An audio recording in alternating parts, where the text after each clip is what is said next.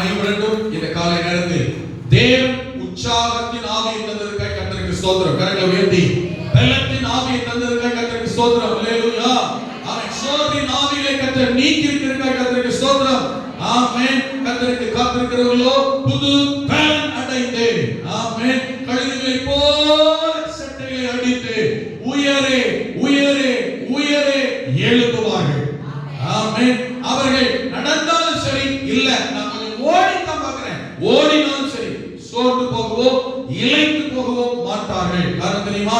அவர்கள் கர்த்தருடைய சமூகத்தில் இருக்கிறதினால், கர்த்தரோடு இருக்கிறதினால் கர்த்தர் அவர்களை புது பலத்தின் மேல் பலன், பலத்தின் மேல் பலன், புது புது பலன் கிருபையை தந்து நடத்த கர்த்தர் வல்லவராக இருக்கிறார். நல்ல கரங்களை தட்டி மறுபடியும் செய் தேவனை அணிபடுகிறார்கள். அல்லேலூயா, அல்லேலூயா, அல்லேலூயா. ஆண்டவர் ஆசீர்வதிப்பாராக. இந்த காலை நேரத்தில் கர்த்தருடைய வார்த்தைகளை சில நிமிடங்கள் ஆண்டவருடைய வார்த்தைகளை சிந்தனைகளை திருப்புவோம். கொஞ்ச நேரத்துக்கு முன்னையே ஒரு 20 நிமிஷத்துக்கு மேல சத்தியம் உபதேசம் இவைகளை குறித்து கேட்டிருப்பது எனக்கே ஒரு ரெஃப்ரெஷிங்கா ரெனிவல் பண்ண மாதிரி இருந்தது. ஆமென். ஆமென். சொல்லும்போது உங்களுக்கும் பிரயோஜனமா நீங்கள் புரிந்து கொள்வதற்கு ஏதுவாக இருக்கும் என்று நான் நம்புகிறேன். கர்த்தரை சொல்லுங்க பாருங்க. ஆமாதானே? அல்லேலூயா. உபதேசம் சத்தியம் எவ்வளவு அவசியம். ஆமென். அதுவுமே உங்களுக்கு ஒரு பலனா உற்சாகமா இருக்கும். அதனால தொடர்ந்து செய்தி சில நிமிடமா இருந்தாலும் நமக்கு மிகுந்த நன்மையா இருக்க கர்த்தர் கிருபை செய்வாராக. அப்போஸ்தலனாகிய பவுல் தீமோத்தேயுக்கு எழுதின நிருபம், அப்போஸ்தலனாகிய பவுல் தீமோத்தேயுக்கு எழுதின நிருபம். ஆமென். 2ஆம் அதிகாரம் முதல் 1 தீமோத்தேயு 2ஆம் அதிகாரம். ஆமென். 1 முதல் 4 வசனங்களை நாம் வாசிக்க கர்த்தர் கிருபை செய்வாராக. 1 தீமோத்தேயு 2ஆம் அதிகாரம் 1 முதல் 4 வசனம். தீமோத்தேயு தன்னுடைய சபை மக்களுக்கு அநேக காரியங்களில், அநேக தேவைகளில் ஆலோசனைகளை, புத்திமதிகளை சொல்லியிருக்கிறார். அவர் சொல்லும் போது குறிப்பாக உற்சாகமாக கவனியுங்கள், அன்போடு எச்சரிப்போடு பல விதங்களில் சொல்லுகிறார். இங்கு ஒரு புத்தி சொல்லும் போது, ஆலோசனை சொல்லும் போது ஒரு வார்த்தையை சேர்த்து சொல்லுகிறதை நீங்கள் கவனிக்கலாம். என்ன சொல்ல தெரியுமா?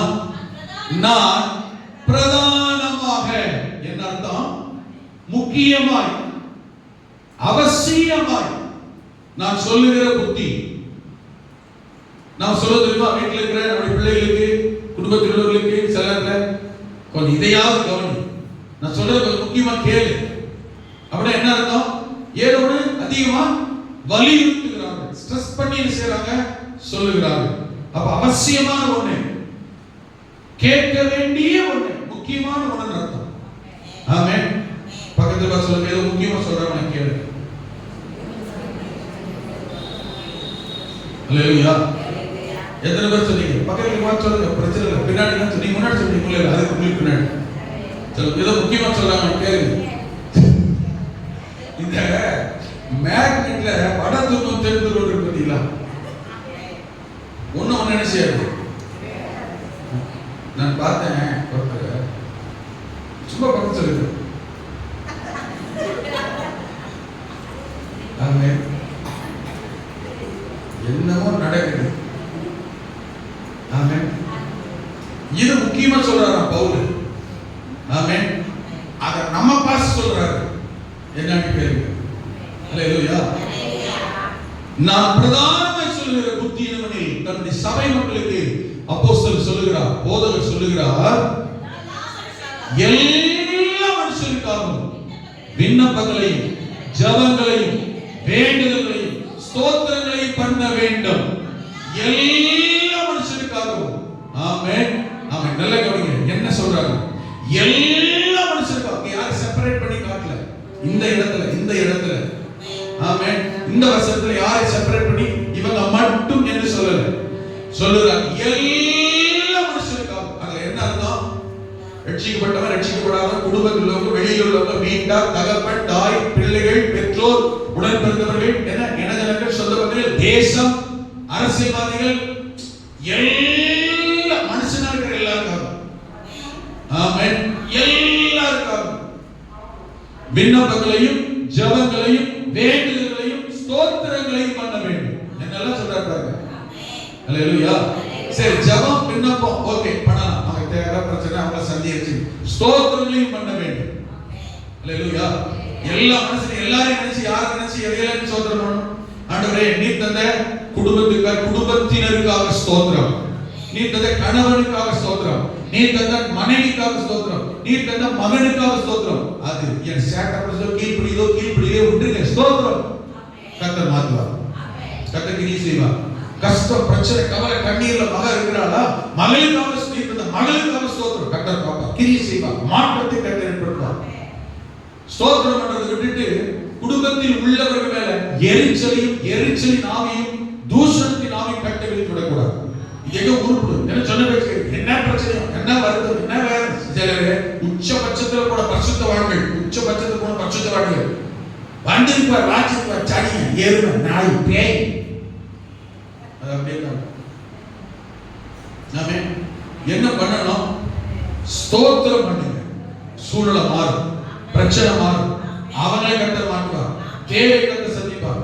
ஆமென். மகிமையான காரியம் செய்வார். நான் ஜஸ்ட் இன்ட்ரோடக்ஷன் சொல்லிட்டு போற டைம்ல அதனால என்ன பண்ணணும்?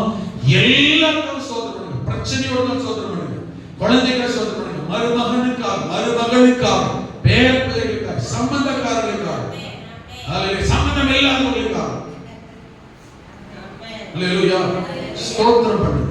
ஆபீசர்ஸ்க்காக ஸ்தோத்திரம், எல்லாம் சொல்லப்படுகிறது, எல்லா மனுஷருக்காக விண்ணப்பங்களையும் வேண்டுதல்களையும் இது மாற்றத்தை கொண்டு வரும் என்கிறதினால் தான் கர்த்தர் சொல்லுகிறார். இது கிரியை நடக்கும் என்கிறதினால் தான் பவுல் சொல்லுகிறார்.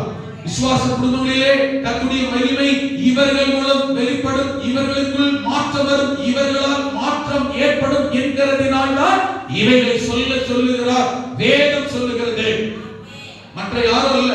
வேதம் சொன்னால், ஆண்டவர் சொன்னால், ஆமென். ஆண்டவர் சீஷர்கள் அப்போஸ்தலர்கள் மூலம் சத்தியத்தை, வசனத்தை, போதனை சபை மக்களுக்கு சொன்னால் அதிலே நிச்சயம், நோக்கம், கிரியை இருக்கிறது என்று அர்த்தம். ஹalleluya. எல்லாரும் விண்ணப்பங்களையும் வேண்டுதலையும் ஸ்தோத்திரம் பண்ணுங்க. ஏன்னா நான் பிரதானமாய் மிக முக்கியமாய் சொல்கிறேன், விசேஷமாய் சொல்கிறேன். அப்படி ஏதோ இது அவசியமான ஒன்று. அடுத்த வசனம் சொல்லுகிறார், நாம் எல்லா பக்தியோடு நல்ல ஒழுக்கத்தோடு கலகம் இல்லாமல் அமைதியுள்ள ஜீவனம் பண்ண வேண்டும் என்றால், இன்னைக்கு அப்படி இருக்கா? தேசம் அப்படி இருக்கா? நாடு அப்படி இருக்கா? ஊர் இருக்கா? நம்முடைய தேர் அப்படி இருக்கா? நான் ஒருத்தன் புதுசா தெருவில் குடி வந்தான தெருவுக்கே பிடிச்சிருச்சு. ஆமென். எங்க ஊர்ல ஒரு தெருவில் ஒரு மனுஷன் இருக்கான். அங்க யாருமே வீட்டை தவிர வீட்டு வாசல்ல கார் நிப்பாட்டாரு. உடனே போலீஸ்ல கேஸ் கொடுத்தது. ரோட்டுக்கு வாசலுக்கு இணைச்சாங்க. அவங்க வீட்டு வாசல் தான் வண்டி பண்ணிருக்காங்க. இவனுக்கு போறதுக்கு கண்ணு உடுத்துது. ரோட்ல ரொட்டி இருக்குன்னா உடனே கேஸ் போடுறது. ரோடு ஆகாயம் பண்ணிட்டாங்க. ஆமென். ஒரு மண்டபம் கட்டிட்டா போதும், குடியிருப்பு கோயில் கட்டிட்டாங்க. ஒரு டாக்டர் செலவு பண்ணி பாவம் அந்த தெரு ஜனங்களுக்காக சொந்த இடத்துல சொந்த இடங்களை வாங்கி தான் செஞ்சார். டாக்டர் 3 மாடி ஒரு கட்டியிருக்கிறார்.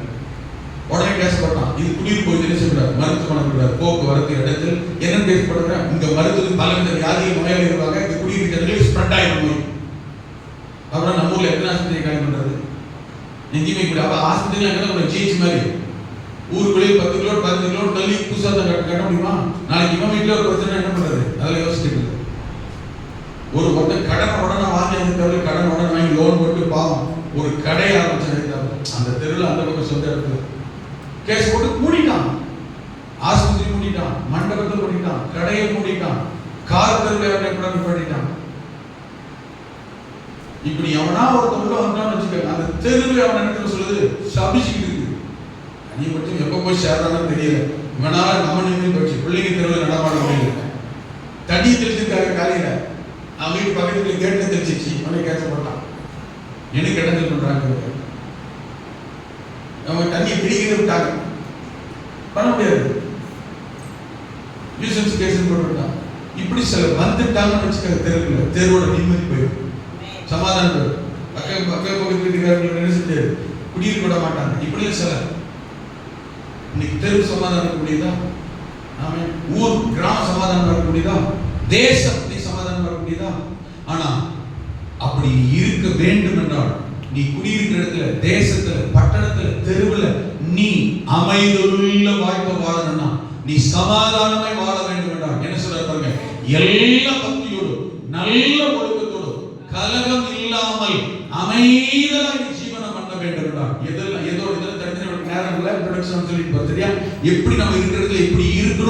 விரும்புறாரு. அப்படி இருக்கிறதுக்கு என்ன பண்ணணும்னு சொல்றாரு. அப்ப நீங்களாம் இருக்கிறதுல எப்படி வாழணுமா, எப்படி இருக்கணுமா?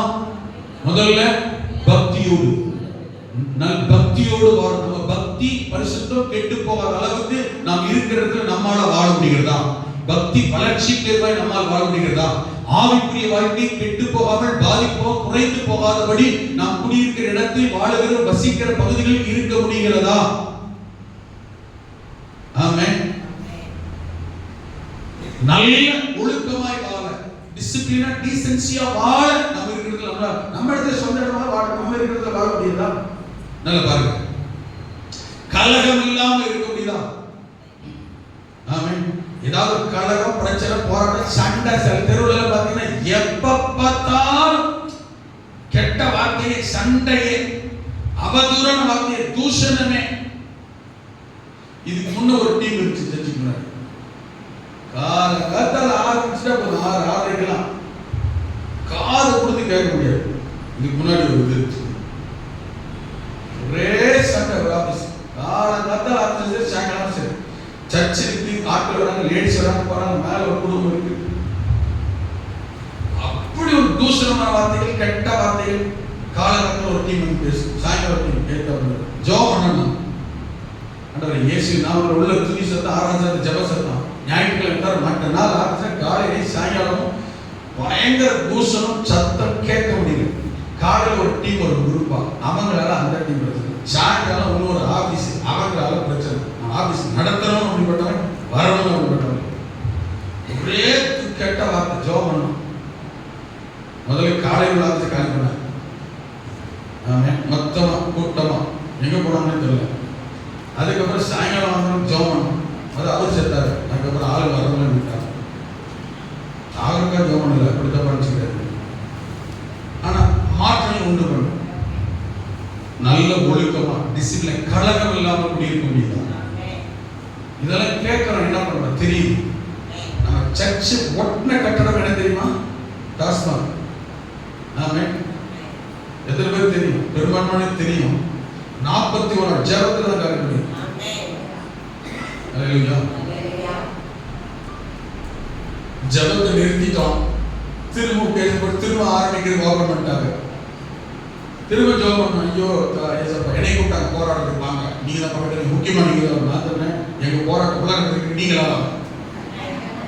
ஆமென்.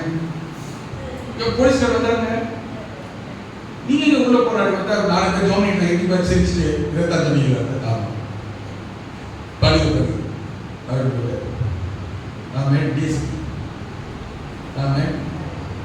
திரும்ப ஊக்கமா சொன்னோம். கடைசியில் வரவே இல்லை. 100 மீட்டர் வாசல் ஹைவேஸ்க்கு அந்த பக்கம் இருக்கக்கூடாது. இவங்க என்ன பண்ணுமா, இது ஹைவேஸ் கிடையாது, ரோடு, அதான் ஹைவேஸ். இப்படி திருப்பிட்டாங்க. முன்னையாவது அப்படி இருந்துச்சு, இப்ப நேரம் எப்படி ஆயிடுச்சு. ஜோம் பண்ணும், கர்த்தர் கிரியை செய்தார், தூக்கிட்டாங்க. ஆமென். அதுக்கு காரணம் எந்தெல்லாம் பக்கத்துல கடைகள் இருந்துச்சு எல்லாரும் தூக்கிட்டாரு. இந்த இது இருக்கும். ஜெபம் என்பது கலகம் இல்லாமல் இருக்க முடியுதா? அல்லேலூயா. உண்மைங்க, சபைக்காரங்க பேசல, நீங்கள் குடியிருப்பதற்காக கர்த்தர் சொல்லிக் கொடுக்கிறார். அமைதியுள்ள ஜீவனம் பண்ணும்படி. என்ன வார்த்தை இருக்கு? நீ குடியிருக்கிறதுல அமைதியா பீஸ்ஃபுல்லா இருக்க முடியுதா? அதான் சொல்றேன். தெரு எப்படி இருக்கு, ஊர் எப்படி இருக்கு, நகரம் எப்படி இருக்கு, இன்னைக்கு தேசம் எப்படி இருக்கு பாருங்க. இதெல்லாம் இருக்க முடியுதா? ஆமென். பக்தியில வாழ முடியுதா நம்மால? நல்ல ஒழுக்கமா நாம சரி, பிள்ளைகள் சரி, நாம ஒழுங்கா வாழ இருக்க முடியுதா? தேசம் அப்படி இருக்கா? கலகம் இல்லாத வாழ்க்கை வாழ முடியுதா? அமைதியா பீஸ்ஃபுல்லா இருக்க முடியுதா? ஆமென். இதெல்லாம் அப்படிதான் இருக்கணும் விரும்புறாரு. அப்படி இருக்கிறதா விரும்புறாரு சொல்றாரு. அப்படி இருக்க முடியுதா? ஆமென். ஆனா இருக்க முடியல. இருக்க வேண்டும் என்றால் என்ன செய்யுங்கன்னு சொல்றாரு. ராஜாக்களுக்காகவும், தேசம், தெரு, பட்டணம், நகரம் ஆளுகிறவர்கள் ராஜாக்களுக்காகவும், அதிகாரம் உள்ளவர்கள் அதிகாரிகளுக்காகவும், ஆமென், யாவருக்காகவும். யாவருக்காகனா இதுக்கு யார் காரணமா இருக்க வேண்டுமோ, இப்படி வாழ யார் காரணமா இருக்க வேண்டியவர்களோ. ஒரு தேசம் அமைதியா இருக்கணுமா? ராஜாக்கள். ஆமென். ஒரு பகுதி அலுவல் காரியங்கள் அமைதியா நேர்க்க டிசிப்ளினா நடக்கணுமா? ஒரு அதிகாரிகள். இவங்க யார் இதுல யாரோ இப்படிப்பட்டவர்கள் இருக்காரா? கிறிஸ்தவர்களுக்காக, ரட்சிக்கப்பட்டவர்களுக்கு அப்படி இருக்காரா? இல்ல. ரட்சிக்கப்பட்டவர்கள், ரட்சிக்கப்படாத கிறிஸ்தவர்கள், கிறிஸ்தவர்கள் அல்லாதவர்கள், விசுவாசி அவிசுவாசியோ யாரா இருந்தாலும் ராஜாக்களுக்காக ஜெபியுங்கள், அதிகாரம் உள்ளவர்களுக்காக ஜெபியுங்கள். ஆமென். அவர்களுக்காகவும் அப்படியே செய்ய வேண்டும். எப்படியே செய்ய வேண்டும்? அப்ப ஏதோ சொல்லியிருக்கிறதானே, அப்படி செய்யறதுக்கு ஏதோ சொல்லியிருக்கிறதானே. அப்படி என்றால் அப்படியே செய்ய வேண்டியது என்ன? எப்படியே செய்ய தேவன் விரும்புகிறார். மேலே அதைத்தான் சொல்லுகிறார். எல்லா மனுஷனுக்காகவும் ஆமென் விண்ணப்பங்களையும் ஜெபங்களையும் வேண்டுதல்களையும் ஸ்தோத்திரங்களையும் பண்ண வேண்டும். அவர்களுக்கும் அப்படியே செய்யுங்கள், இவர்களுக்கும் அப்படியே செய்யுங்கள். அல்லேலூயா. அமைதியா சமாதானமா ஜீவனம் பண்ண முடியலையா? குடியிருக்கிற இடமாக இருக்கட்டும், வேலை செய்கிற இடமாக இருக்கட்டும், படிக்கிற இடமாக இருக்கட்டும், தங்கி இருக்கிற இடமாக இருக்கட்டும், நீங்கள் சமாதானமாய் குடியிருக்க, வாழ, வேலை செய்ய, ஆபீஸோ அலுவலகமோ படிக்கிற இடமோ, ஆமென், நீங்கள் வேலை செய்கிற தொழில் செய்கிற இடமோ, விவசாயமோ, சொந்த தொழிலோ, வியாபாரமோ, பிசினஸோ, அரசாங்க தொழிலோ, எதுவானாலும் அமைதலா சமாதானத்துக்கு ஏதுவான காரியங்கள் செய்ய முடியல, அப்படி நடக்க முடியல, அப்படி வாழ முடியல, அப்படி தொழில் செய்ய முடியல, அது ஆபீஸாக இருந்தால் அரசாங்கமோ தனியாரோ இருக்க முடியல, சமாதானமாய் இப்படி சொல்லப்பட்ட காரியங்களை செயல்பட முடியவில்லை என்றால் பவுல் அப்போஸ்தலன் தன்னுடைய சபை மக்களுக்கு சொல்கிறார், நீங்கள் எல்லா மனுஷருக்காகவும் எல்லா காரியத்தையும் நினைத்து என்ன செய்யுங்க? ஆமென். விண்ணப்பங்களையும் வேண்டுதல்களையும் ஸ்தோத்திரங்களையும் செலுத்துங்கள். மூன்றாம் வசனத்தில் சொல்லுகிறார், ஆமென், நம்முடைய இரட்சகராகிய தேவனுக்கு முன்பதாக ரெண்டு காரியங்களை குறிப்பிடுகிறார் பாருங்கள். அது நல்லது. அல்லேலூயா. ஆமென். அது நல்லது. சொல்லி பாருங்க. அது நல்லது, அது நன்மையானது. அல்லேலூயா. இரண்டாவது சொல்லப்பட்டிருக்கிறது, அது தேவனுக்கு பிரியமானது. நீங்க சமாதானமாய், சந்தோஷமாய், அமைதலாய், பக்தியோடு, பரிசுத்தத்தோடு, நல்ல ஒழுக்கத்தோடு வாழ வேண்டும் என்று தேவன் விரும்புகிறார். கலக்கத்தோடு, சண்டையோடு, பிரச்சனையோடு, பிரிவினையோடு, எதிர்ப்போடு, குழப்பத்தோடு, பயத்தோடு வாழ வேண்டும் என்பது தேவனுக்கு சித்தம் அல்ல. தேவனுடைய பிள்ளைகள், உங்கள் குடும்பம், வீடு, ஆமென், வேலை செய்கிற இடம், படிப்பு எதுவானால் நீங்கள் பயபக்தியோடு, நல்ல ஒழுக்கத்தோடு, அமைதியாய், கலகமில்லாமல், சமாதானமாய் ஜீவனம் பண்ண வேண்டும் என்பது தேவனுடைய விருப்பம்.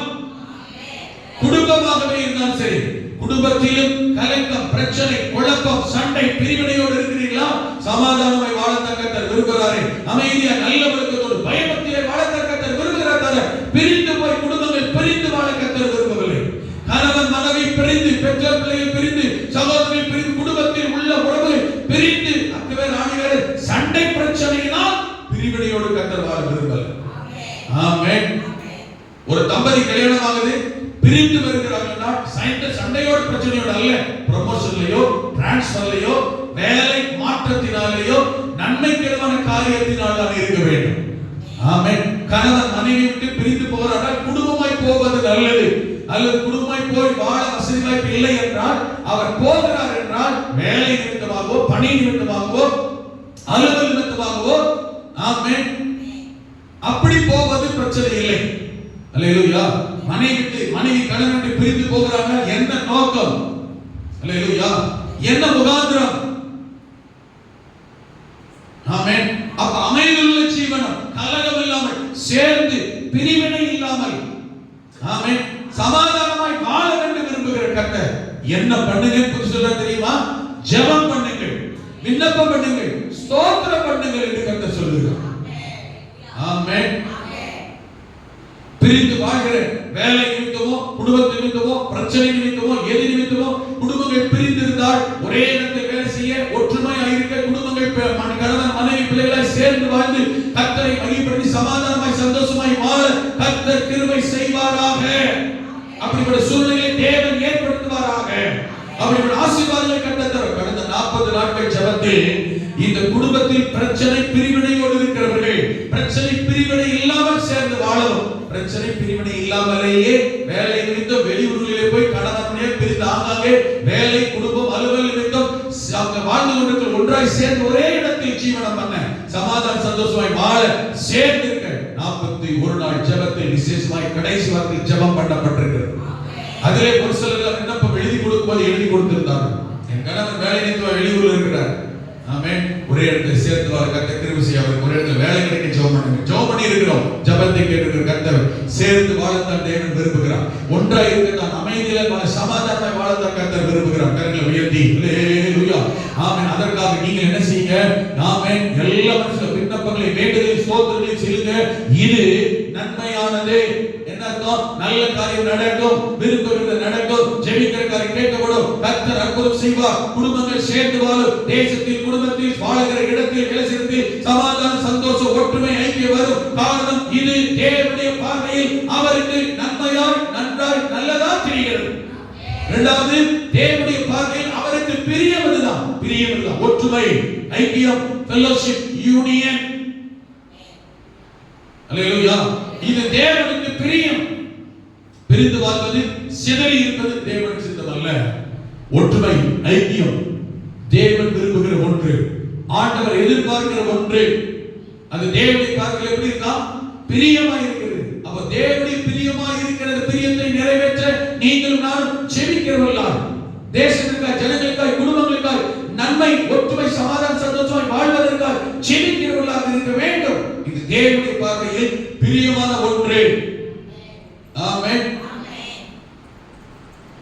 அதனால சிநேகிதனே, பிரியமானவர்களை தான் கர்த்தர் செய்ய முடியும். பிரியமானவனே, பிரியமானவளே, என் சிநேகிதனே, நண்பனே, அல்லேலூயா, என் ஊழியக்காரனே, என் தாசனே, இப்படிப்பட்டவர்களை கர்த்தர் அழைக்கிறார்.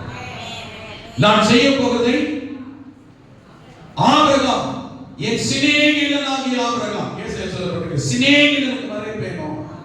ஏன் சொல்லுங்க பார்க்கலாம். ஆபிரகாம் தன் பிள்ளைகள் குடும்பத்தாருக்காகவும் தன் குடும்பத்தாரை நல்ல வழியில் போதித்து நடத்துவான். அதே சமயத்தில் குடும்பத்தாருக்காக ஜெபம் பண்ணுவான். அதே சமயத்தில் இரத்த சம்பந்தமான உறவுகளுக்காக, தேசம் பட்டணம் அரசாங்கம் ஆமென் ஆளுகிறவர்களுக்காக ஜெபம் பண்ணுவான் என்கிறதை அறிந்து நான் செய்ய போவதை எனக்கு பிரியமான என் சிநேகிதனாகிய ஆபிரகாம் என்று சொல்லி அழைக்கிறவனுக்கு கர்த்தர் மறைக்கிறார். என தேவனுடைய பார்வையில அது மிகவும் பிரியமானது. அல்லேலூயா. கரங்களை சொல்லுங்க பார்க்கலாம். அல்லேலூயா ஆமென். சொல்லி முடிக்கிறவங்களுக்கு செய்தி சுருக்கமாக சொல்லி இருக்கிறேன். இன்னைக்கு அடுத்த வாரம் அடுத்த தலைப்பை கவனிக்க போகிறோம். அல்லேலூயா. கொர்நேலியுவுக்கு வேதத்தில் சொல்லும் பொழுது இந்த காலை நேரத்தில் ஜெபிக்கிறவர்களை, தேவனுக்காய் நிற்கிறவர்களை, தன் குடும்பம் இனஜனத்துக்காய் கர்த்தரை சுற்றில் இருக்கிறவர்களை, தேசத்திற்காய் நிற்கிற தேவ சுற்றில் காத்திருக்கிற ஜனங்களை கர்த்தர் ஒரு நாள் மறக்கிறதில்லை. கர்த்தர் நம்மை நினைக்கிறவர், அவர் ஆசீர்வதிக்கிறார். இது தேவனுடைய பார்வையிலே நன்மையும் பிரியமுமாக இருக்கிறது. கொர்நேலியுவுக்கு வேத வாசிக்கிற 10ஆம் அதிகாரம் அப்போஸ்தலர் 3ஆம் வசனத்தை வாசிக்கும் பொழுது அவனை குறித்து கர்த்தர் சொல்றார் பாருங்க. போன வாரம் கொர்நேலியு குறித்து படித்தோம். என்ன சொன்னாரு? இந்த கொர்நேலியு தன் வீட்டார், குடும்பம், தனக்கு நெருக்கமான உறவினர்கள், நண்பர்கள் எல்லாரையும் தன் வீட்டிலே வரவழைத்து அப்போஸ்தலர் பேதுரு ஊழியக்காரனாய் காத்திருந்தார். இவர்கள் எல்லாரும் ஆமென் கர்த்தருடைய சொற்களை காத்திருப்பதற்காய் கொர்நேலியு இவர்களுக்காய் தேவ சொற்களில் பரிந்து பேசி இவர்களும் தேவனமை பெற வேண்டும் என்பதற்காக தன் வீட்டில் வரவழைத்திருந்தார். பேதுரு பேசிக் கொண்டிருந்தார். கேட்டுக்கொண்ட யாவர் மேலும் பரிசுத்த ஆவியானவர் வந்து இறங்கினார். அவர்கள் எல்லாரும் பரிசுத்தால் நிரப்பப்பட்டு அந்நிய பாஷையிலே பேசினார்கள். வல்லமை வரங்களால் நிரப்பப்பட்டார்கள். அவர்கள் எல்லாருக்கும் ஆமென் அன்னைக்கே ஞானஸ்நானம் கொடுக்கப்பட்டது. ஒரு வீடு சபையாக மாறிவிட்டது. அல்லேலூயா ஆமென். ஒரு சாதாரண கூட்டம் விசுவாச கூட்டமாய் மாறிவிட்டது. சாதாரண சபையாகவே மாறிவிட்டது. கர்த்தர் கிரியை செய்கிறது. இந்த இடத்துல கொர்நேலியுவுக்கு சொல்லப்படுகிற வார்த்தை பாருங்க. 3ஆம் வசனத்துல பகலில் ஏறக்குறைய 9ஆம் மணி நேரத்தில் தேவனுடைய தூதன் தன்னிடத்திலே வரவும் கொர்நேலியுவே என்று அழைக்கவும் பிரத்யட்சமாய் தரிசனம் கண்டு எத்தனாம் மணி வேலை? 9ஆம் மணி வேலை. இது யூதருடைய கேலண்டர் டைம். நல்லா கவனிங்க. வேதத்தில் எங்கெல்லாம் மணி நேரம் சொல்லப்பட்டிருக்கிறதோ நம்முடைய இந்தியன் டைம் படி 6 மணி நேரத்தை கூட்டிக்கிறோம். எப்படி கூட்டணும்? 9 மணி இங்க சொல்லப்பட்டிருக்கிறது ஜெப வேளையாகிய ஆமென் 9ஆம் மணி. இங்க சொல்லப்பட்டிருக்கிறது பகலில் ஏறக்குறைய 9ஆம் மணி. ஆமென். 9ஆம் மணினா எத்தனை மணி? 10 11 12 1 2 3. அப்ப 3 மணினா எத்தனை மணி? சாயங்காலம் 3 மணி. சாயங்காலம் 3 மணி. என்ன நடந்து கொண்டு இருந்தது? 3 மணிக்கு என்ன நடக்குது? ஆமென். தேவதூதன் வந்து நிக்கிறான். எங்க 10 பாதம் தேய்ச்சிட்டு இருக்கும்போதா? தேய்ச்சிட்டு இருக்கும்போதா, தூங்கிட்டு இருக்கும்போதா, ரெஸ்ட் நேரத்திலயா? கிடையாது. மேல வசனத்தை பாருங்க. இந்த கொர்நேலியு அவன் தேவபக்தி உள்ளவன், தன் வீட்டார் அனைவரோடும் தேவனுக்கு பயந்தவனுமாக இருந்து ஜனங்களுக்கு மிகுந்த தர்மங்களை செய்து எப்பொழுதும் தேவனை நோக்கி ஜெபம் பண்ணி கொண்டிருந்தான். அப்படி என்றால் இந்த 9 மணி நேரத்தில், அதாவது மாலை 3 மணிக்கு இந்த கொர்நேலியு என்ன செய்து கொண்டிருக்கிறான்? ஜெபம் பண்ணி கொண்டிருக்கிறான். கரங்களை உயர்த்தி ஹல்லேலூயா ஹல்லேலூயா. ஒண்ணே தேவ ஜனமே, ஜெபிக்கிறதுக்கு நமக்கு தனியாக நேரம் ஆனதினமும் இந்த நேரம் இதற்கு தான் என்றால் இந்த நேரம் இதற்காக இருக்க வேண்டும். ஒருவேளை அப்படி இல்லை என்றால் நேரம் கிடைக்கிற அவன் அந்த நேரத்தை ஜெபிப்பதற்கு சந்தர்ப்பத்தை சமயத்தை சாதகமாய் பயன்படுத்த வேண்டும். ஒண்ணு ரெகுலரா ஜெபிக்கிறதுக்கு ஒரு நேரம் இருக்கணும். அப்ப ரெகுலரா டைம் ஒதுக்க நேரமே இல்லை என்றால் என்னைக்கோ ஒரு டைம் கிடைக்கோ ஜெபிப்பது அல்ல. ஆனதினமும் எப்பெல்லாம் நேரம் கிடைக்குதோ அப்பெல்லாம் ஜெபிக்க சந்தர்ப்பத்தை பயன்படுத்த வேண்டும். நான் சொல்றது புரியுது? 2 காரியத்தை சொல்லி இருக்கிறேன். ஒண்ணு டெய்லி பண்ணுற ஜெபம் பண்றதுக்கு டைம் இருக்கணும். காலையில 5 மணிக்கு ஜெப நேரமா இருக்கணும். எல்லாருக்குமே தெரியணும். 5 மணிக்கு எங்க அப்பா என்ன பண்ணுவாரு? ஆமா, எங்க அம்மா என்ன பண்ணுவாங்க? என் மகன் என்ன பண்ணுவா? என் பிள்ளைங்க என்ன பண்ணும்? 5 மணிக்கு ஜெபம் பண்ணியா? இல்ல 6 மணிக்கு ஜெபம் பண்ணியா? 8 மணிக்கு என்ன செய்யணும்? ஜெபம் பண்ணியா? நான் சொல்றது புரியுதா தம்பி? நம்ம பைபிள் உள்ள வச்சு மனுஷன் வச்சுட்டான். 8 மணிக்கு தான் செய்யணும். நம்ம பேக் போட்டு ஜிப்பை மூடிட்டான், அவ்வளவுதான். அவனுக்கு அதுக்கு மேலே ஏறலன்னு அர்த்தம். நம்ம இல்லைன்னா போர்டிங்னு அர்த்தம். ஆனதினமும் ஜெபிக்கிறதுக்கு நேரம் இருக்கு. சில வீட்டுல பாத்தீங்கன்னா எப்ப வேணாலும் சாப்பிடுவாங்க. காலையில சாப்பாடு காலை நேரம் எது வரைக்கும் சொல்லுங்க? காலை நேரம் எது வரைக்கும்? காலை நேரம் காலை வரைக்கும் பார்த்தேன் 12 மணி வரைக்கும் இருக்கு. ஆமே, காலை நேரம் எத்தனை மணி வரைக்கும்? ஆமே, அந்த காலை பகலையே அந்த 12 மணிக்கு முன்னாடி வச்சுக்கலாம் முற்பகல். அந்த காலையில முற்பகல், அந்த பகலுமே பிற்பகல். இந்த காலையில வந்து காலையில எத்தனை சாப்பிட்டீங்க? காலை 12 மணிக்கு சாப்பிட்டேன். இது அதிகாலை நடுராத்திரி 12 மணி மதியம் 12 மணி தெரியல. ஆனா உங்களுக்கு காலை. ஆமே, மதியம் எப்ப சாப்பிட்டீங்க? மதியம் 4 மணிக்கு சாப்பிட்டேன். ராத்திரி சாப்பிட்டீங்க? அது ராத்திரி சில நேரத்தில் சாப்பிட்டா ஒன்று சாப்பிடாச்சுக்கலாம் விட்டுருவேன். அந்த மதியம் 4 மணிக்கு சாப்பிடுவேன். இப்படி சாப்பாட்டுக்குன்னு சில நேரங்களில் நமக்கு என்ன கிடையாது, எல்லாரும் சொல்ல முடியாது. சிலர் டிசிப்ளினா இருப்பாங்க. 7 மணிக்கு காலை 7 காலையில சாப்பாடு சாப்பிட ஆள் இருக்கு. 1 to 1 மதியம் சாப்பாடு ஆள் இருக்கு சாப்பிடுறாங்க. ராத்திரி 8 அல்லது 7 to 8 நைட்னா சாப்பாடு ஆள் இருக்கிறாங்க. அந்த டைம் சாப்பாடு நேரம் யார் என்ன இருந்தாலும் சரி. நாம இன்னும் சிலருக்கு வந்து யார் என்ன நடந்தாலும் எது கிடைச்சாலும் எது கிடைக்காட்டாலும் வந்தாலும் வராட்டாலும் போனாலும் சரி சாப்பிட்டாலும் என்ன நடந்தாலும் சரி அந்த நேரத்துக்கு நான் என்ன செய்யணும்? சாப்பிடுவேன். அது அவங்களுடைய சூழ்நிலைகள், அவங்களுடைய சூழ்நிலை காரியங்கள். அப்ப நினைச்ச நேரத்துல எல்லாம் சாப்பிடுறோம், நினைச்ச நேரத்துல நம்ம நினைச்ச விரும்புற போல சாப்பிடுறோம். இப்பதான் சாப்பிடுறோம். சாப்பாட்டுல அந்த ஒரு டிசிப்ளின் இல்லைன்னா ஹெல்த் சீக்கிரம் கெட்டு போயிடும். சரீரத்திலே டிசிப்ளின் இருக்காது. நான் சொல்ல புரியுதுங்க? எல்லாருக்குமே அது நானா தான் நீங்களா இது விந்தி வேலை அல்ல. ஆமே, அந்த சாப்பாட்டு விஷயத்துல அந்த டிசிப்ளின் இருக்கு அப்படின்னா அவங்க ஹெல்த் டிசிப்ளினாவே இருக்கும். அது அவங்க கட்டுப்பாட்டுல கரெக்டா வச்சுக்கணும். ஆமே, கால நேரம் வயசு மாற மாற என்ன செய்யணும்னா ஹெல்த் மாற மாற ஆமே சரீரம் சரியா பதவி போட ஆரம்பிச்சிடும். சொன்ன பேச்சு கேட்காது. ஆமே, வயிறு தானே காலம் போடும். ஆமே, ஹார்ட் தானே காலம் போடும். நம்ம எல்லாம் காலம் போடும். மண்டை தானே விசில் அடிக்கும். சிவில சொன்ன மாதிரி எல்லாம் குறிப்பிட்ட கொஞ்ச நாள் தான். அல்லேலூயா. இது எப்படி சரீரப்பிரகாரமா இந்த ஆகாரத்துல ஒரு டிசிப்ளின் கட்டுப்பாடு இல்லைன்னா நம்ம சரீரம் ஒத்துழைக்கிறதுலயும் ஆவிக்குரிய ஜீவியத்திலையும் ஜெப ஜீவியத்தில் ஒரு டிசிப்ளின் இல்லைன்னு வச்சுக்கோங்களேன், ஆவிக்குரிய ஜீவ கட்டுப்பாட்டுக்குள் இருக்காது. அல்லேலூயா. ஆமென். அதுக்காக எனக்கு நேரம் கிடைக்கல சாப்பிடாமலேயே வாழ முடியுமா? சீக்கிரம் போய் சேர்ந்துடும் அர்த்தம். அல்சர் வந்துடும், பிரஷர் வந்துடும், சுகர் வந்துடும். அல்சர்ல என்னென்னமோ அல்சர் இருக்காப்பா.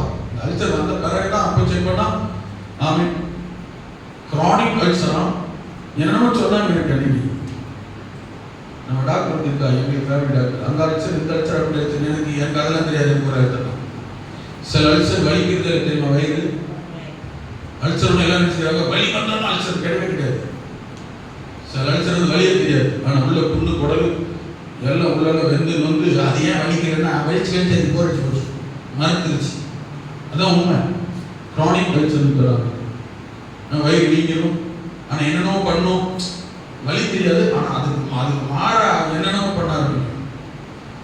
அந்த மாதிரி சரீரம் எப்படி சாப்பாட்டு கோத்துல கேட்டா பல வியாதிகள், விளைவுகள், பிரச்சனைகள் கொண்டு வந்து விடுகிறதோ, ஜெபத்திலேயும் ஆமென் ஒரு ஒழுங்கு கட்டுப்பாடு டிசிப்ளின் இல்லைன்னு சொன்னா ஆவிக்குரிய வாழ்க்கையில எப்ப என்ன பதட்டம், மாற்றம், போராட்டம், சோதனை, பிரச்சனை, நெருக்கம், வீழ்ச்சி வருகிறதோ கட்டாயம் வந்துவிடும். கண்ட்ரோல் கரெக்ட் பண்ண முடியாது. அல்லேலூயா. ஜெபம் மிக முக்கியமான ஒன்று ஜெப நேரம். இந்த நேரம் தான் இதுக்கு தான் நேரம் ஒதுக்கணும். அந்த நேரத்துல நிறைய வேலை இருக்கு, நிறைய துணி இருக்கு, நிறைய சமைக்க வெளியில போக வேண்டியிருக்கு. ஆமென்.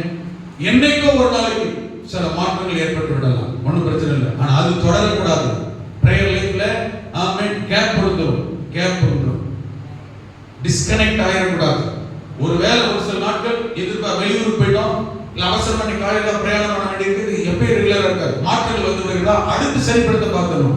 நேற்று நடந்த பலவீனத்தை, நேற்று நடந்த குறையை தொடர்கிறதுக்கு நம்ம வாய்ப்பு ஏற்படுத்தக்கூடாது. நான் சொல்றது புரியுது? இன்னைக்கு நாளை கரெக்ட் பண்ண பார்க்கணும், நாளை முடியல நாளை கரெக்ட் பண்ண பார்க்கணும். கரெக்ட் பண்ணாமலே விட்டு விட்டால் ஜெபமும் சரி, ஆராதனையும் சரி, துதியும் சரி, ஆலயத்துக்கு வருவதும் சரி பழக்கமாகிவிடும். தவறுதல் பழக்கமாகிவிடும், குறை பழக்கமாகிவிடும், அவன் குற்ற உணர்வு அப்படியே பழகி போய்விடும், பாவம் பழக்கமாகிவிடும். பழகுகிறது என்பதால் நம்மை சரிப்படுத்திக் கொள்ள வேண்டும். தவறு, பாவம், குற்றம் பழக்கமாகும் என்பதால் அதை சரிப்படுத்த முயற்சி செய்யும். இந்த வாரம் வர முடியலையா, அடுத்த வாரம் போனாதான் போல பார்த்துக்கலாம், நான் விடவே கூடாது. போன வாரம் தான் போல, நேற்று தான் போல, இன்னைக்கு இந்த வாரம் ஒரு பழக்கத்துக்கு நம்மை அர்ப்பணித்து விட்டால் நம்மை மாற்றுவது கூடாத காரியமா. நீங்களே விரும்பினால் நாளைக்கு மாற்ற முடியாது. அல்லேலூயா. அப்ப விருப்பம், வாஞ்சருக்கும், ஆசைக்கும் மாற முடியாது. ஜெபம் ஒண்ணு அனுதினம் டிசிப்ளினா ஒரு டைம் நேரம் காலம் இருக்கணும். ஒருவேளை இல்லையா நேரம் கிடைக்கும் போது ஜெபம் பண்ணி விட வேண்டும். ஆமென். இந்த கொர்நேலியு நல்லா கவனிங்க, 9 மணி நேரம் மாலை 3 மணி, ஆனா எல்லாம் சாப்பிட்டு தூங்குற நேரம், அல்ல அலுவலகங்களில் இருக்கிற நேரம், வேலை இருக்கிற நேரம் இல்லையா, அப்படிப்பட்ட ஒரு முக்கியமான ஒரு பீக் ஹவர்ஸ் எல்லாம் இருக்கிறான். ஆனால் இந்த கொர்நேலியு செய்ததோ மாலை 3 மணி தானே ரெஸ்ட் எடுக்கிற நேரம், அந்த நேரம் முடிந்தால் பார்த்துக்கலாம் ஒதுக்காமல் 3 மணிக்கு ஜெபிக்கிறவனாக இருந்தான். இவன் ஜெபத்தை இப்படி ஜெபத்திலே யார் ஒழுங்கு டிசிப்ளின் நாமே ஒழுங்கு காரியத்தை கடைபிடிக்கிறார்களோ தேவனாகிய கர்த்தர் அதை பார்க்கிறவர், கவனிக்கிறவர். அவருடைய பார்வையில் இந்த ஜெப நேரம் பிரியமா இருக்கிறதினால் தேவன் அவர்களுக்காய் வானத்தை திறக்கிறார், பரலோகத்தை திறக்கிறார், தூதர்களையே கர்த்தர் அனுப்பி வைக்கிறார். அதில் ஏறக்குறைய 9 மணி நேரத்தில் தேவனுடைய தூதன் தன்னிடத்திலே வருகிறதை கொர்நேலியுவே என்று அவனை பேர் சொல்லி அழைக்கிறதை இந்த கொர்நேலியு கேட்டான், கண்டான். அல்லேலூயா. காரணம் தெரியுமா?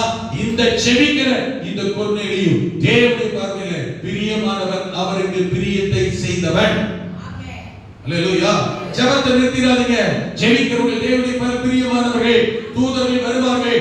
என்ன நெருக்க பிரச்சனை போராட்டமா இருந்தாலும் வருவார்கள். இன்னும் குறிப்பாக சொல்ல வேண்டுமானால் இங்கே தீமோத்தேயுக்கு பவுல் எழுதுகிறார். ஆமென். சபை மக்களுக்கு சொல்லு, ஆமென், எல்லாருக்காகவும், எல்லா மனுஷருக்காகவும், குடும்பங்களுக்காகவும், அதிகாரத்தில் உள்ளவர்களுக்காகவும், ஆளுகிறவர்களுக்காகவும், உங்களுக்கு மேல் இருக்கிறவர்களுக்காகவும், உங்களுக்கு கீழே இருக்கிறவர்களுக்காகவும், குடும்பத்தினர்களுக்காகவும், நண்பர்கள், உறவினர்கள் யாருக்காகவும் இந்த கொர்நேலியுவை போல தேவ சமூகத்தில் அவர்களை வரவழைத்து தேவனுடைய சமூகத்தில் ஜெபிக்கிற ஒரு தேவனுடைய மனிதனாய், ஆமென், தேவனுக்கு பிரியமானவனாய் காணப்பட கர்த்தர் கிருபை செய்வாராக. அல்லேலூயா. ஆமென். ஒரே வார்த்தை சொல்லி முடிக்கிறேன். தேவதூதன் என்ன சொன்னார் தெரியுமா? ஆமென். தேவதூதன் வந்து நின்று கொர்நேலியை பார்த்து, கொர்நேலியுவே, ஆமென், உன் ஜெபங்களும் நம்பர் 1 கரங்களை உயர்த்தி.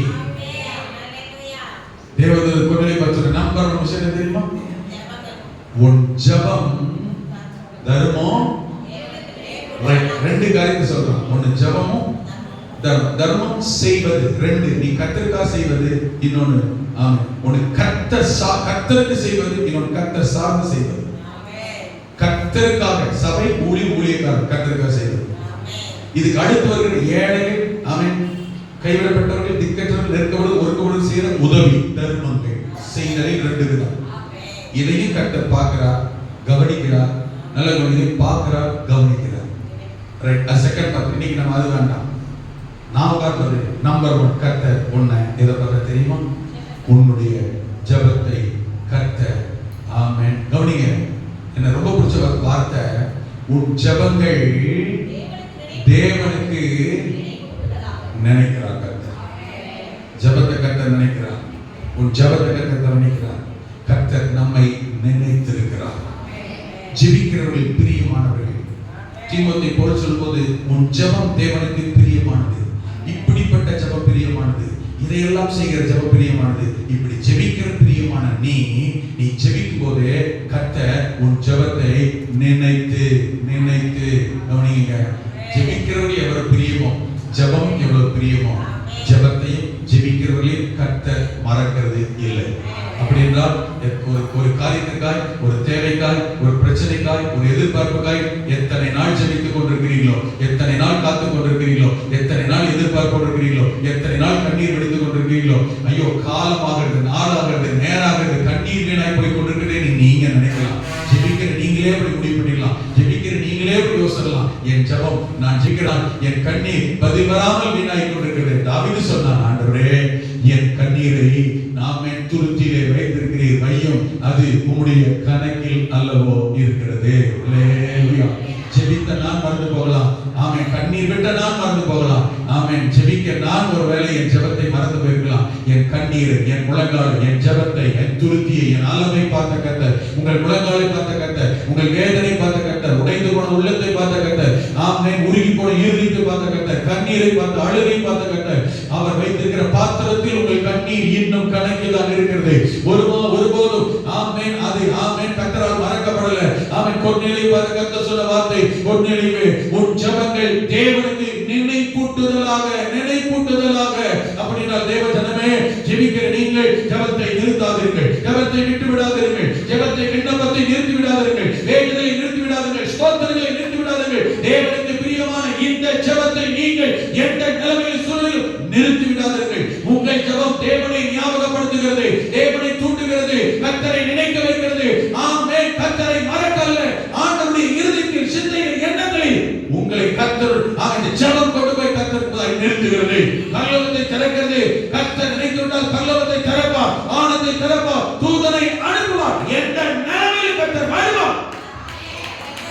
எசேக்கியா ராஜா, நீ செத்து போவாய், மரித்து போவாய், அவ்வளவுதான் கர்த்தர் சொன்ன போதும் இந்த எசேக்கியா ராஜா கண்ணீரோடு தேவனை நோக்கி விண்ணப்பம் பண்ணினான். அவன் விண்ணப்பத்தை கேட்ட கவனித்த கர்த்தர் அவனை பார்த்து சொன்னார், எசேக்கியாவே உன் விண்ணப்பத்தை கேட்டு விட்டேன், உன் விண்ணப்பத்தை கேட்டு விட்டேன், உன்னை நான் நினைக்கிறேன், மரித்து போவாய் என்று சொன்னேன், அவன் நடக்காது என்று சொன்னேன், நீ பிழைக்க மாட்டாய் என்று சொன்னேன், அவ்வளவுதான் என்று சொன்னேன். ஆனால் உன் விண்ணப்பம் ஜெபத்தை கேட்ட நான் சொல்லுகிறேன், ஆமென், உன்னை மறக்கல, உன்னை நினைக்க வைக்கிறது, உன் ஜெபத்தை நினைக்க வைக்கிறது, விண்ணப்பத்தை நினைக்க வைக்கிறது, உன்னை வாழ வைக்க வேண்டும் என்று விரும்புகிறேன். பாதலின் வருஷம் உனக்கு கூட்டப்படுகிறது. அல்லேலூயா. முடிந்து போன நிலைமைகளை நினைத்து மாற்றுகிறவர் கர்த்தர். அவ்வளவுதான் எங்கள் சூழ்நிலையை கர்த்தர் முடிவுக்கு கொண்டு வந்ததை மாற்ற உயிர்ப்பிக்கிற தேவன். இந்த காலை நேரத்தில் ஜெபிக்கிறவர்களை மறக்கிறது இல்லை, ஜெபிக்கிறவர்களை தள்ளிவிடுகிறது இல்லை, ஜெபிக்கிறவர்களை நினைக்கிறவர், பிரியமாய் பார்க்கிறவர், கண்ணீரை நினைக்கிறவர், உங்கள் ஜெபத்தை நினைப்பூட்டுகிறார் இருக்கிறது. மறக்கவே இருக்கிறார். உங்களால் கிடைக்கலாம். ஆமென். உங்கள் ஜெபம் தேவனுடைய சந்நிதியில் போய் எட்டி இருக்கிறதுங்க. முதலாவது விசுவாசிங்க. தம்பி, நீ எதுக்காக ஜெபம் பண்ண? உன் ஜெபம் கர்த்தருடைய சமூகத்தில் எட்டி இருக்கு. மகளே, உன் ஜெபம் கர்த்தருடைய சமூகத்தில் எட்டி இருக்கு. சகோதரியே, உன் ஜெபம் கர்த்தருடைய சமூகத்தில் எட்டி இருக்கிறது. கொர்நேலியை பார்த்து அதுதான் தேவ தூதன் சொன்னான். இன்னைக்கு ஊழியக்காரன் அடியேன் சொல்லுகிறேன், ஆமென், உங்கள் ஜெபங்கள் கர்த்தருடைய சமூகத்தில் எட்டி இருக்கிறது. உங்கள் கண்ணீர் கர்த்தருடைய சமூகத்தில் எட்டி இருக்கிறது. ஆமென். உங்கள் முழங்கால் கர்த்தருடைய சமூகத்தில் எட்டி, ஜெபம் எட்டி இருக்கிறது. ஐயா, உங்கள் ஜெபம் எட்டி இருக்கிறது, கவலைப்படாதீங்க.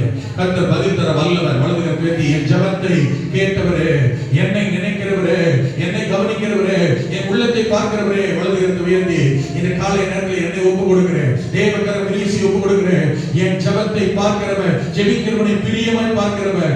ஆமென், ஹalleluya. அதே போல இன்னொரு வாக்கு சொல்லுங்க, நான் இன்று முதல் எல்லாருக்காக ஜெபத்தையும் விண்ணப்பத்தையும் ஸ்தோத்திரத்தையும் பண்ணணும். எல்லாருக்காக. சில நேரத்துல மனதில் நினைக்கிறோம், நம்ம வேண்டப்பட்டவங்க, பிரியமானவங்க, தெரிஞ்சவங்க இல்ல. என்னெல்லாம் உங்களுக்கு தகவல் தெரிய வருதோ, என்னெல்லாம் பிரச்சனையா தெரியுதோ, தேசத்துல என்னெல்லாம் பிரச்சனையா கேள்விப்படுறீங்களோ, நியூஸ் பார்க்கும்போது என்னெல்லாம் செய்தி எனக்கு கேள்விப்படுறீங்களோ, எதெல்லாம் பாரமா இருக்கோ, எதெல்லாம் தேவையா இருக்கோ, எதெல்லாம் செபிக்க வேண்டியிருக்கோ, ஆண்டவர்கிட்ட சொல்ல வேண்டியிருக்கோ, எதெல்லாம் மாற்ற வேண்டியிருக்கோ, யாரெல்லாம் மாற நினைக்கிறீங்களோ சொல்லிருங்க. ஆண்டவர்கிட்ட சொல்லிருங்க. கர்த்தர் கிரியை செய்வார். அதனால உங்களுக்கு நன்மை வரும், அதனால தேவனுடைய ஆசீர்வாதம் வரும், அதனால மாற்றம் வரும், அதனால முன்னேற்றம் வரும். யாரா இருந்தாலும், குடும்ப காரியமா, பிள்ளைகள் காரியமா, வீட்டு காரியமா, ஏதுவானாலும் சொல்லி கிரியை செய்கிற கர்த்தர். பரலோக தகப்பனே,